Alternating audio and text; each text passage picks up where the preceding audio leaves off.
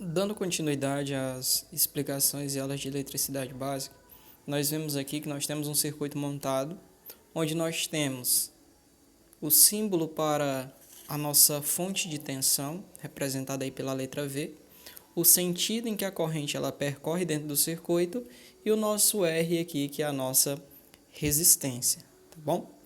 Vamos exemplificar isso daqui. Vamos dizer que aqui nós tivéssemos 10 volts de tensão, que aqui nós tivéssemos uma corrente no valor de 5 ohms.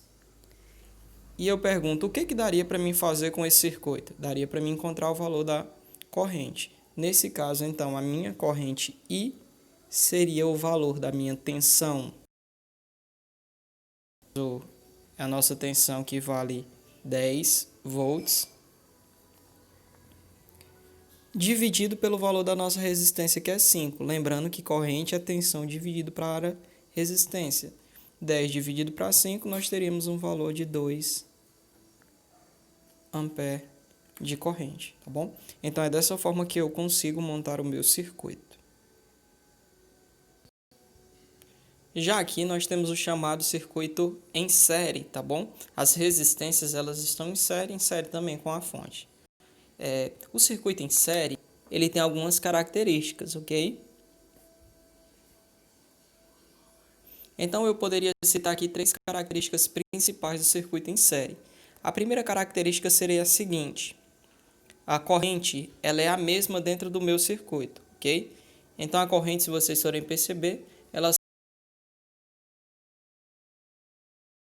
sai por R2, passa por R3, a circuito, tranquilo?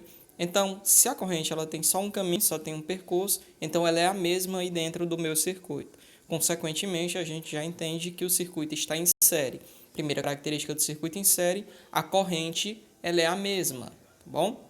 Segunda característica, a tensão ela vai se dividir dentro do meu circuito, ok? A tensão se divide dentro do circuito, seria a segunda característica. Vamos colocar um exemplo aqui. Digamos que aqui eu tivesse uma tensão de 20 volts, bom? O que acontece? Se a tensão ela vale 20 volts, quando eu somar a tensão em cima de cada resistência, bom? Vamos dizer que aqui a nossa tensão em cima dessa resistência V1, ela esteja valendo 12 volts.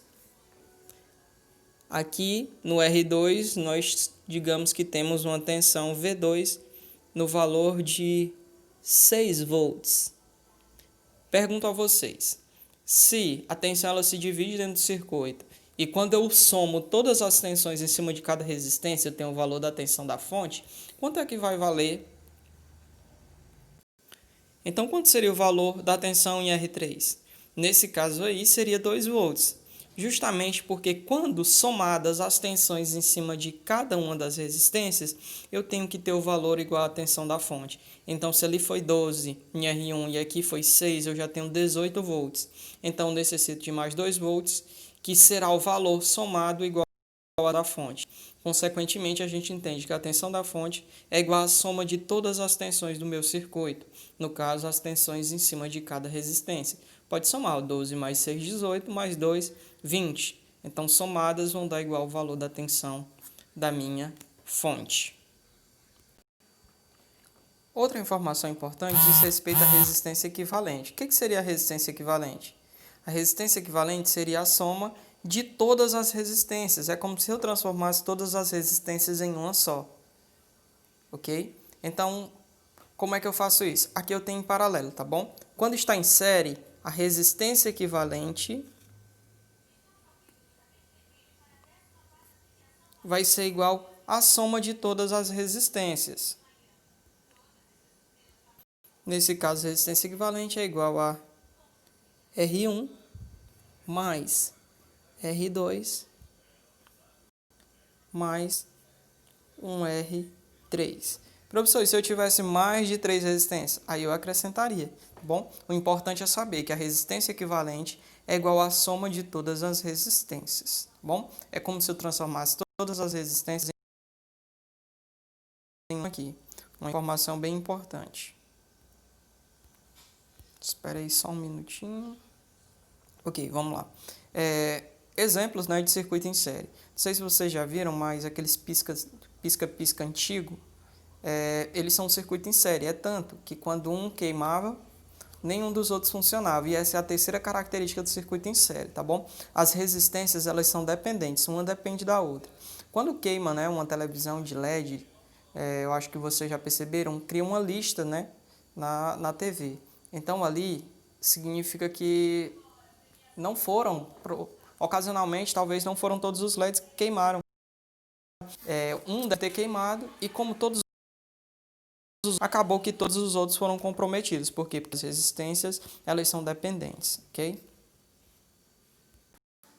Já que no chamado circuito paralelo, nós temos características diferentes. As características, elas são as seguintes. Primeiro, no circuito em paralelo, a tensão ela é a mesma, tá bom? No circuito em paralelo. Já a corrente é quem se divide. Se nós formos perceber o caminho que a corrente ela vai levar, quando ela chegar aqui nesse cara, o nome dele é nó, ela vai se dividir. Se aqui eu tenho uma corrente total nesse sentido, quando ela chegar no nó, parte dessa corrente vai para cá para baixo, que eu posso chamar de 1, e a outra parte vai seguir o seu caminho, e eu chamarei de I2. Então, nesse caso, eu tenho duas correntes, corrente I1 e a corrente I2. Lembrando que, por uma lei chamada Lei de Kirchhoff, ela fala o seguinte: as correntes que chegam no nó são iguais às somas das correntes que saem do nó. Ou a corrente total é igual à soma das demais correntes. Então, eu tenho aí que I, que é a corrente total, é igual a I1 mais I2, que são as correntes que se dividiram. Ok? Então, essa é a primeira característica. A corrente se divide. Segunda característica é a mesma. Quando eu medir aqui, a tensão em R1 vai ser igual à tensão em R2. A terceira característica é que R1 e R2, ou qualquer resistência dentro do circuito em paralelo, essas resistências são independentes, tá bom? Já no circuito em série, elas eram dependentes. Circuito em paralelo, elas são independentes. Ou seja, se R1 se torna um circuito aberto e ele sai daqui de dentro do meu sistema, consequentemente eu vou entender que R2 ele funcionará normalmente, porque a corrente ela não passará por R1, mas ela poderá passar por R2.